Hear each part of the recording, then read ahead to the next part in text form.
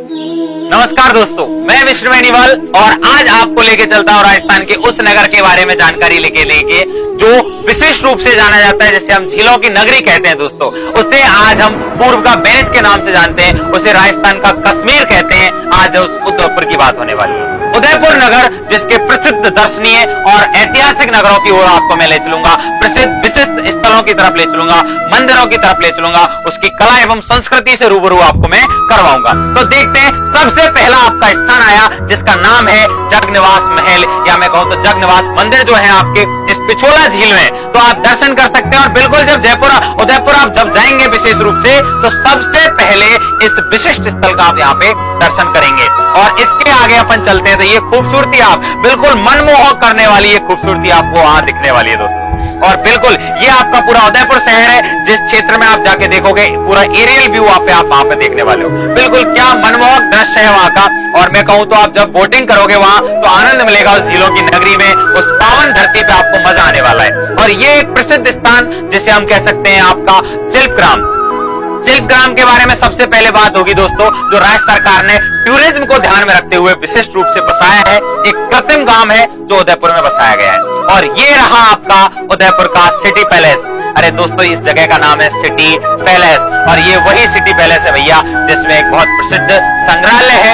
ये वही city palace है जिसका निर्माण विभिन्न समयों पर, अलग अलग समय पर इसमें कई सारे महलों का निर्माण भी हुआ है। बिल्कुल सिटी पैलेस के हर एक क्षेत्र में आप दर्शन करेंगे और ये एरियल व्यू आप देखें कितना प्यारा और मनमोहक आपको दिखाई दे रहा है दोस्तों, ठीक है ना। तो ये उदयपुर का। और इसके बाद में अपन चलते हैं आपकी सहेलियों की बाड़ी की तरफ।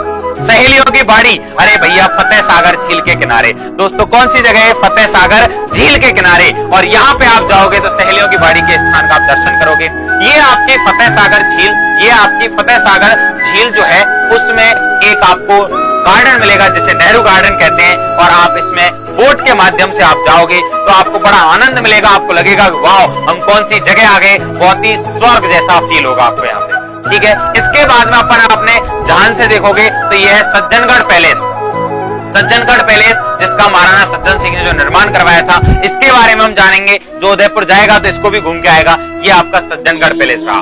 और सभी के लिए मेरा प्रणाम और एकलिंग जी के लिए मेरा नमस्कार कि एकलिंग जी जिन्हें मेवाड़ के देवता, या मैं कहूं तो मेवाड़ का जो सिसोदिया वंश है, जो गोहिल वंश है, उसके कुल देवता एकलिंग जी, इन्हें अपना राजा मानते हैं, वहां के राजा, और अपना दीवान मानकर शासन करते हैं। ये एकलिंग का वो प्रसिद्ध मंदिर है जहां पर आप जाओगे, कैलाशपुरी उदयपुर में है।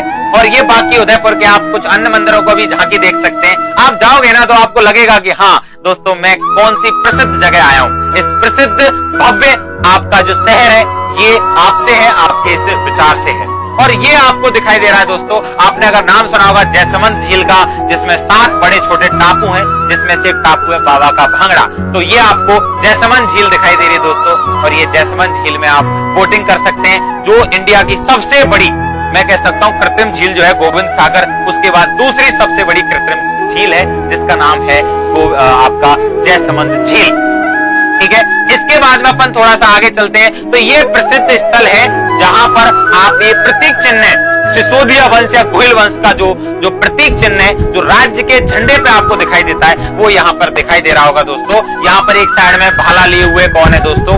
आपने अगर ध्यान से दिख रहा हो तो राजपूत दिख रहा है आपको। एक साइड में आपको तीर कमान लिए हुए कौन दिखाई देगा? एक भील देगा। इन दोनों ने अपने राज्य को बचाने के लिए, राज्य की रक्षा के लिए यहाँ पर शपथ ली है। और पीछे आपको पिक दिख रहा है किसका? सूर्य का। हिंदुआ सूरज कहा जाता है इस वंश को।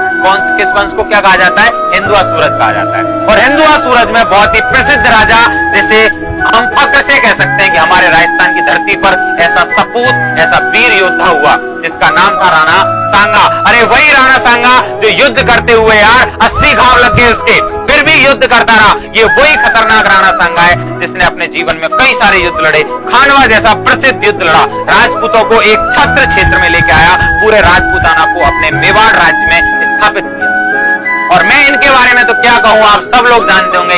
ये हैं हमारे वीर सपूत जिनका नाम है महाराणा प्रताप। अरे वही महाराणा प्रताप जिन्हें हिंदुआ सूरज और हल्दी घाटी का शेर के कहा जाता है। और हल्दी घाटी का वो शेर भाई जिसके बारे में आप जितना सुने जितना कहें उतना ही कम। ये वो सच्चा देशभक्त और सच्चा स्वतंत्रता प्रेमी है जिसने अपनी आन बान शान बचाने के लिए किसी भी शत्रु के सामने झुका नहीं। अरे आजीवन संघर्ष करता रहा, लेकिन किसी भी स्थिति में किसी भी राजा किसी भी विदेशी आक्रांता के सामने झुका नहीं। ये वो प्रसिद्ध स्थान है, आपको हल्दी घाटी का युद्ध का दृश्य दिखाई दे रहा है दोस्तों। ये वही स्थान है जहां पर चेतक ने अरे अपने हाथी के सर पर पैर रख दिए थे। ये वही हाथी है जिसका नाम था मर्दाना। और ये आपको एक करुणा में दृश्य दिखाई दे रहा है जहां पर चेतक की मृत्यु हो जाती है नाले को जब कूदा था उसके बाद में, और महाराणा प्रताप फूट फूट के विलाप किया था यहाँ पे। और ये आपने जरूर देखा होगा सुना होगा, महाराणा प्रताप ने एक ही तलवार के बार पे उस सेनापति उस मुगल सेनापति और घोड़े को दोनों को आर पार से काट दिया था। बिल्कुल आपने ये दृश्य जरूर सुना होगा। और ये है हमारे 4 भुजा वाले देवता कल्लाजी राठौड़। अरे भैया 1568 में जो युद्ध हुआ था चित्तौड़गढ़ की भूमि पर, उस युद्ध में ये शहीद हुए थे। और ये 4 भुजा वाले देवता जिन्हें हम शेषनाग का अवतार मानते हैं दोस्तों। क्या मानते हैं इनको? हम शेषनाग का अवतार मानते हैं। अब हम आपको ले चलते हैं राजस्थान की कुछ संस्कृति, जो हमारी मेवाड़ की जो संस्कृति है उनकी तरफ ले चलते हैं। सर्वप्रथम गणेश जी को मेरा नमन और नमस्कार। ये झरोके झालियां, इसके बाद में आपके जो कंगूरे हैं, आपके जो महल हैं, उनकी बनावट है, जो आपका श्रृंगारिक दृश्य है आपके उदयपुर का, वो आपको यहाँ पर दिखाई देगा। यहाँ पे आपकी चित्रकला से संबंधित आपको चीजें दिखाई देंगी। ये आप बिल्कुल आपको झांकियां चल रही हैं, आपको लगेगा कि हाँ सर हमें बहुत ज्यादा मजा आ रहा है। और आप बिल्कुल पूरे उदयपुर को इस प्रकार से घूमें। और बिल्कुल जब कभी भी उदयपुर जाएं, उदयपुर में विभिन्न चीजों को यहाँ पर आप देखेंगे तो कहेंगे सर मजा आ गया और बहुत हमें अच्छा लगा इस उदयपुर के बारे में जानकर, इसमें जाने की हमारी इच्छा है। जो लोग भी अब तक नहीं गए, और ये हमारा सूर्य भगवान का जो प्रतीक चिन्ह था, जैसे ये मोर को यहाँ पर दर्शाया गया बड़े ही अच्छे तरीके से दोस्तों। इसके बाद में हम आगे चलें तो इसके सबसे महत्वपूर्ण चीजें जैसे कि आपका जो जड़ीब है, जो जड़ाव है, जो चित्रकला से रिलेटेड जो कहानियां हैं, वो सारी कहानियां आपको इस उदयपुर में देखने को मिलेंगी।